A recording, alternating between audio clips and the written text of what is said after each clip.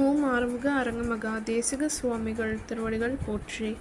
தவத் திரு குருநாதர் ஆசியால் அகத்தியர் சன்மார்க்க சங்கம் தூத்துக்குடி கிளை சங்கத்தின் சார்பாக 12/8/2026 தூத்துக்குடி தெப்பக்குளம் மாரியம்மன் கோவில் வளாகம் மற்றும் அரசு மருத்துவமனை வளாகத்தில் வசித்தோர் சுமார் 500 நபர்களுக்கு மேல் லெமன் சாதம் சிறப்பாக வழங்கப்பட்டது.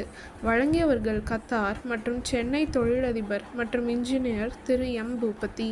அன்னதானத்திற்கு பொருளுதவி செய்தவர்களும் தொண்டு செய்தவர்களும் அவர்கள் குடும்பத்தாரும் எல்லா வளமும் பெற்று சிறப்புடன் வாழ வேண்டுகிறோம்.